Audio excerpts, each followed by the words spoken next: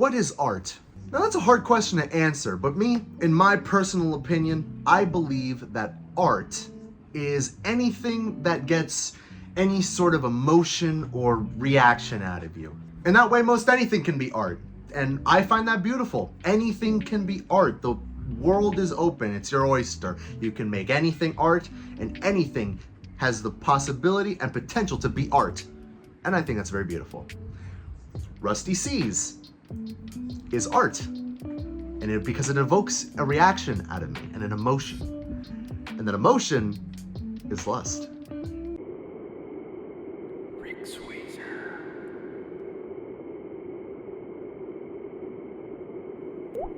Okay, Rick, we get it. Is this another furry game? Is this another furry porn game that you want to show off to everybody?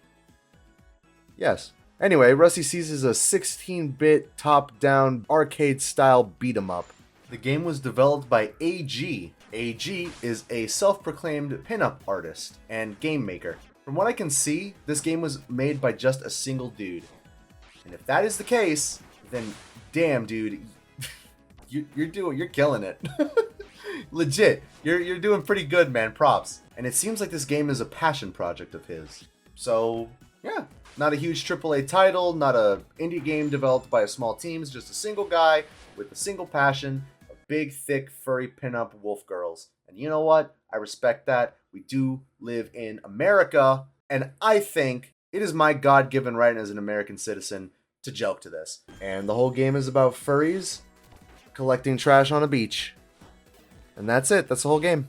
As of recording this, the full game is not out yet, but this was a special request from a friend of mine, so I decided to take a look at it. There's a demo available on Steam, and it's completely free, so I decided, you know what, why not? I'll waste a couple hours. There's nothing more important that I'm supposed to be doing.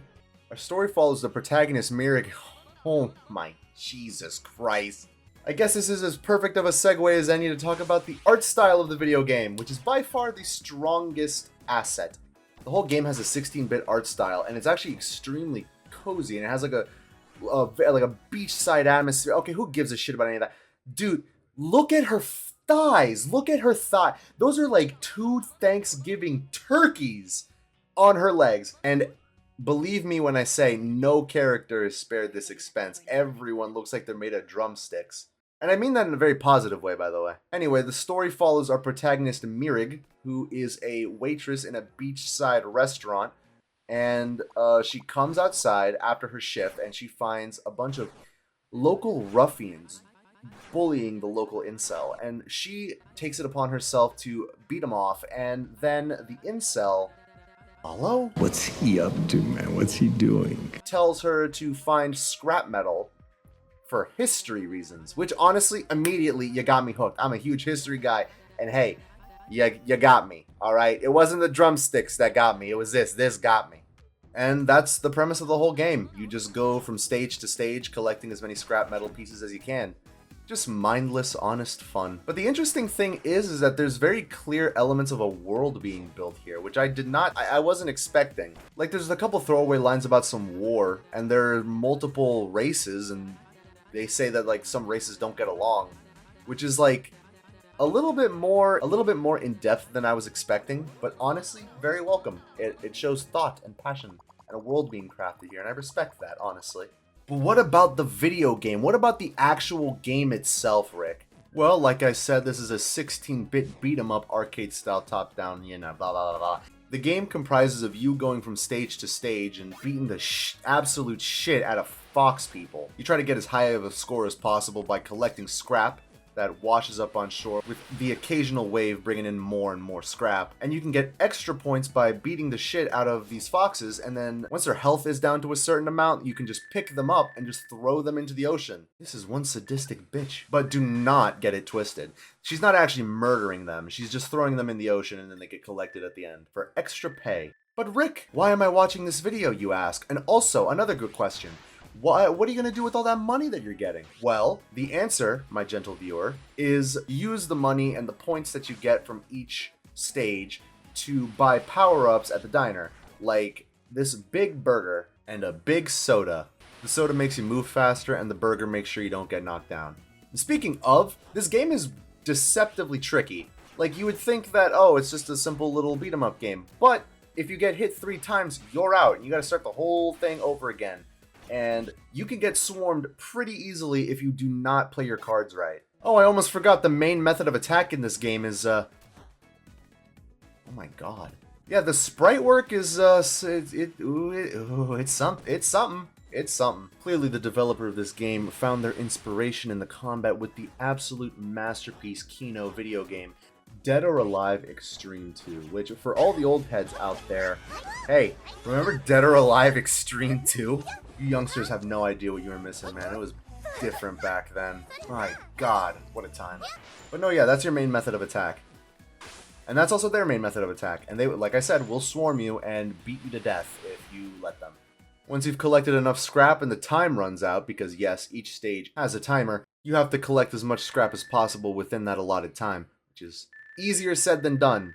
Honestly, there's not much to say about the gameplay. This is the gameplay. This is the whole game. You just go to a place, pick up scrap, throw it in the boat, get your money, and bounce. You can also call Lalo before each of the stages and see what he has to say about the stage or about the world, or just have a little conversation with him. You can learn a thing or two. Also, there's Lalo's warehouse that you can go into, and you can see all of the different scrap pieces that you've been collecting throughout this whole adventure. And yes, all of the scrap pieces are actually individual. They are unique things. That's a nice detail. I like that. Actually, there is one more aspect of the video game that I forgot, and that is that there is actually boss battles. There's 2, in the demo at least. The first one is against these 3 vixens. They're also pretty hard. This really is the Dark Souls of furry beat-em-up games. And then the second one is honestly so easy, it cannot even be considered a boss battle, and no, I am not joking. You don't even really have to fight them. You just gotta go to the other end of the stage, pick up the thing, and then go to the beginning of the stage and throw it in the van and get out of there. You don't even have to fight them, which might have been the point of the whole thing, but hey, I don't know. No, the real strength of the game is the characters. Well, I say strength. They're not exactly well-written, well-rounded, or fleshed out. I mean, it is a demo. But that is very clearly a distinct aspect of the game that they want to focus on. The characters. Specifically Mirig. Her whole character is that she likes to eat food. And she likes to be thick as shit. That's her whole thing. She has a sort of rivalry with this other waitress character named Molly. Her whole thing is that she is very thin, so you got a classic yin-yang situation here, you know, writing 101. You gotta put your characters through some trials and, you know, tribulations and just challenge their worldview a little bit. For example, Mirig loves having a fat, delicious ass, and Molly is a stick. That's writing 101, baby. There's also a sort of love interest with this fox character named Mephiles? What is with these names? Mirig, Lalo, Mephiles. You know what? I didn't even think about it. Really, this is a whole new world and a whole new fleshed out universe that we're going to be diving into. Like I said, this is just the demo. And by the way, it is a little bit unfair that I'm giving an official game review for a demo, but like I said, I wanted to talk about it. Also, let's get a special shout out to the audio and soundtrack of this game because it is groovy.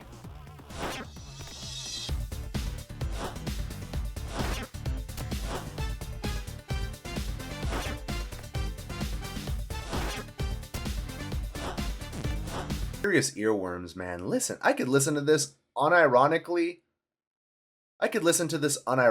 This is very good music.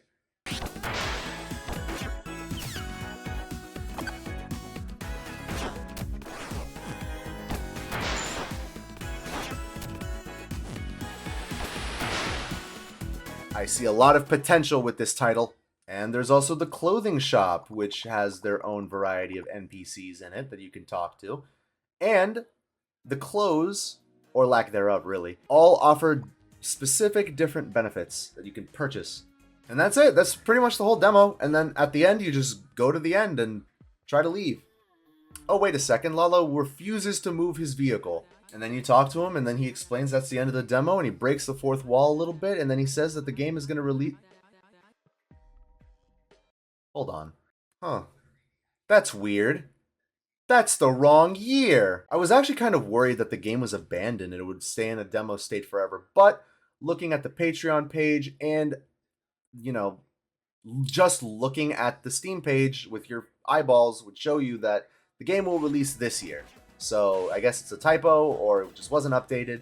But not to worry, we're going to get our furry game this year, everybody. Wipe the sweat off your brow. I know you were nervous. It's okay, I was too. So what do I think about the game? Do I recommend it? You know what? Yes, I do. If you're a fan of top-down arcade-style beat-em-ups, this is a very fun game. It's a nice little challenging game to pass the time. It's very nice. If you're interested, I would highly recommend wishlisting it and waiting for the game to come out sometime this year. Hopefully this year. Fingers crossed. Also, one last note. You may have noticed that there is a distinct lack of boobies in this game. Exposed, bare, and open to the wind. I have not seen a single one. And from what I can tell, there won't be any. So, it's just lewd, but it's not straight up porn. Which is... You know what? I want to say that's good. You know what? Yeah, fuck it. That is good. Not everything has to be porn. It could be tasteful art. Thus circling back to the theme of the video. Ha ha ha ha. And they say my writing is shit. That's it. That's it. No, that's it. That's the end of the video. I ain't got shit. I ain't got shit else to say, man. I'm in the middle of editing this other video. I got so much shit I gotta do. It's insane. But no, yeah, that's the end of it. If you guys liked it, thank you. And please subscribe and like and all that stuff that you know what to do. But, yeah. That's it. I'm so tired. I'm gonna finish editing this and leave you guys on your way. Thanks again. And I'll see you in the next one. Stay tuned.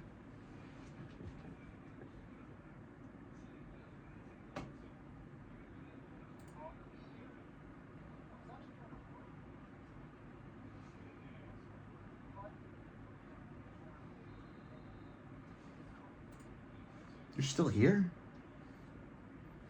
Dog, it's about to end.